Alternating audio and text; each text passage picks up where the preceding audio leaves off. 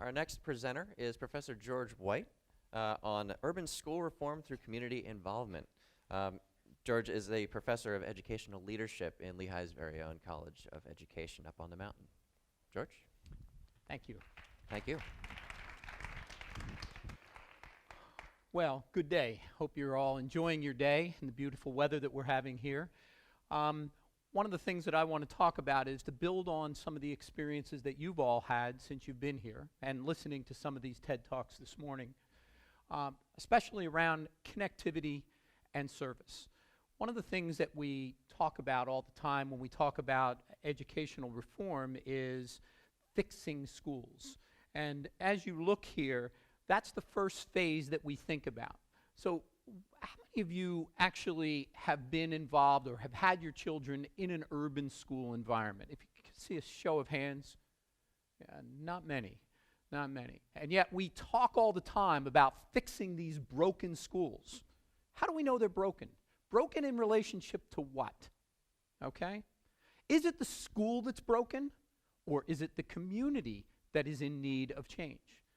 So when we talk about urban school reform, it's not enough to just focus on the unique aspect of the individual school, because those kids come from somewhere and they go to somewhere every day.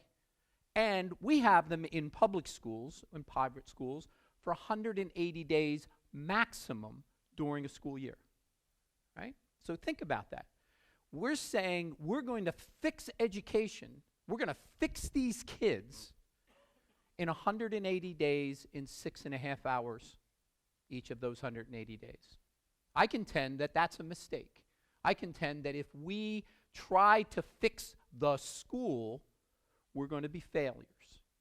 And we've seen it over and over and over again. If you look at places where most of your children went to school, they were successful partially because of the school, but they were successful partially because of the community. And so it's not about fixing schools, it's about developing communities. And I want to go one step further and say it's not about developing communities, because that implies that we do something to the community. Really, it's about helping communities build the capacity to grow and transform themselves. And so my talk today is about just that. It's about transforming urban schools and using a systems approach. We've heard earlier about we can't fix water supplies with just an engineer, that we need multiple perspectives. Well, we can't fix schools with just teachers. I was naive enough when I first entered this work to think all we really have to do is to fix the principals. If we can get the principals to know the right thing and to do the right thing, we'll fix those schools. Wrong. Schools are made up of multiple systems: interactive, parents, community, health, family, students, teachers, all interacting together. And if we just try to pluck off one of those, let's say we're going to make better teachers, is that going to fix the schools? Probably not. What we really need to do is to understand that it is a systems approach. Clearly, we need to have some foundational elements. The first of those is we have to have a curriculum that's rigorous and relevant, right?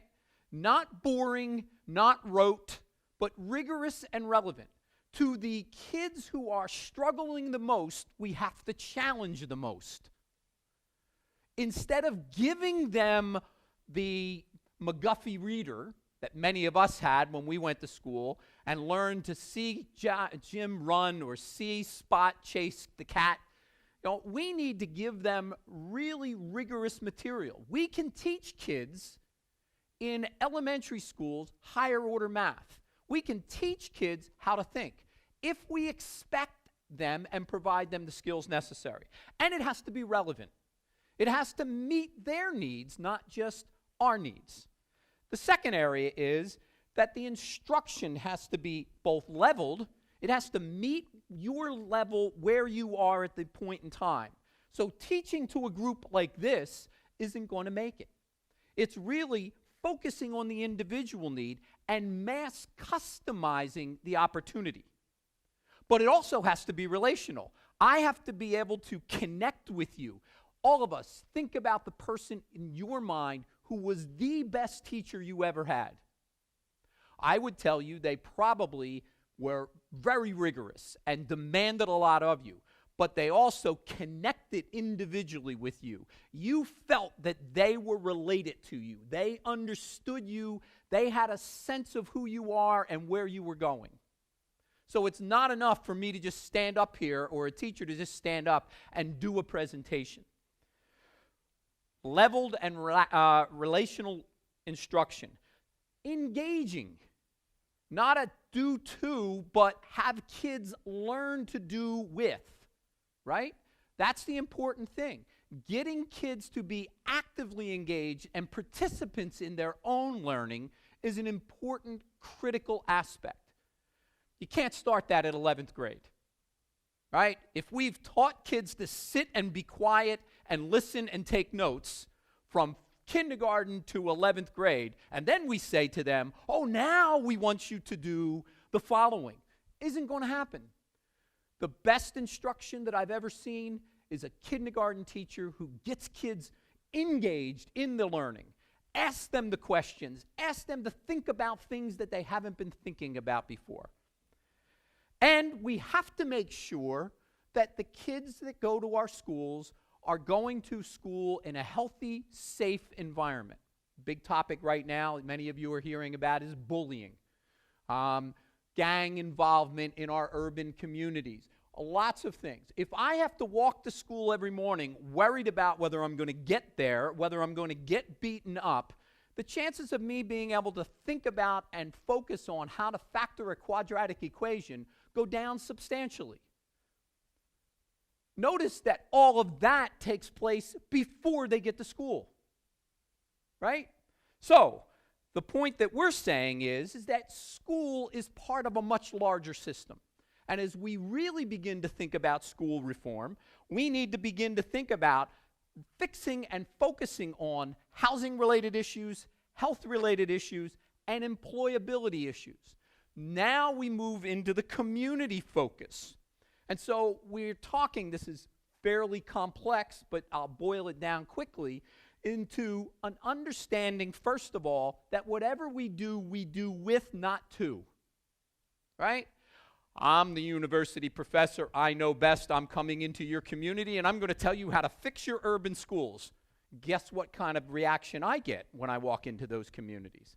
Give us some money, thank you very much, and then get out of here. Right? But if we say to that individual, if we say to that community, tell us what your needs are. What is it that you see happening within your community that makes a difference? In the south side of Bethlehem, one of the big areas was asthma. We have kids, high levels of asthma. So now we have a community greenway where kids are not walking to school on the street with buses and traffic, but they're walking in an old revitalized railroad bed that has been now with trees, and the asthma rate, the loss of time from school has gone down substantially. So it's about building collaborative networks with people in the community to address those critical areas of housing, of workforce development, and health.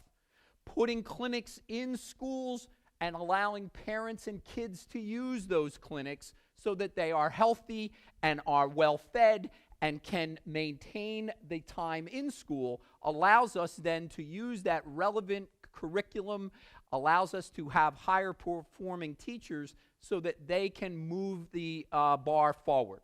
And so as we think about this, I want to give you 3 quick examples of that notion of not fixing schools, but really paying attention to building capacity in communities. The Harlem Children Zone, Jeffrey Canada, has been featured many times. 60 Minutes most recently did a special on him where he took 97 blocks of Harlem. And he said, we're going to make the school the focus of attention, but we're going to engage all kinds of different organizations. And they did a resource map to find out what resources existed in the community, what resources were needed in the community with community leaders. And they've been in business now for almost a decade, and what we're seeing is high school graduation rate coming out of the Harlem schools that at one point were in their 30% are now in the 80% range. We fix communities, we work collaboratively with communities to make that happen. In our own backyard here in the Lehigh Valley of Pennsylvania, we have what we call the Community Schools for Student Success, or COMPAS. The Greater Lehigh Valley United Way has collaborated bringing and establishing a community school involvement that puts clinics in schools, that engages hospitals, that engages workforce development, local business volunteer, local business engagement, and we now have 8 community schools operating in Bethlehem and in Allentown, and we're beginning to see those metrics of school readiness, of reduction in absenteeism, and student achievement starting to tick up, because we're training parents, we're working on food service delivery, we're providing healthy environments for kids to learn.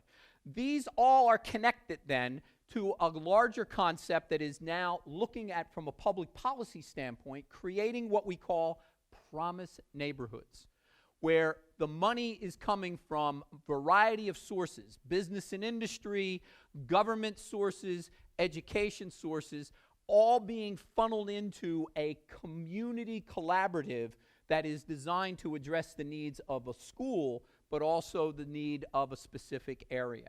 It requires a whole community. So I'll leave you with this concept that says, if you recall the old African proverbs that it takes a community to raise a child, I think that that's passé. I think it takes a community to empower and build capacity in a community so that everyone in that community learns. So that it requires you and me to provide service in that community. It requires business and industry to commit to that community, and we need to do this neighborhood by neighborhood by neighborhood, and it has to be a collective venture. That's the work that we're doing right now at Lehigh. That's the work that's making a difference, and I appreciate your time and effort. And the last thing I would say to you is, raise your right hand high, please. Now, raise it a little higher. I want you to begin to make a promise to yourself and to us that you will make a commitment to whatever community you're in to be an active community member. Service is a part of being good citizens. So thank you for your time, thank you for your energy, and we'll have a good day.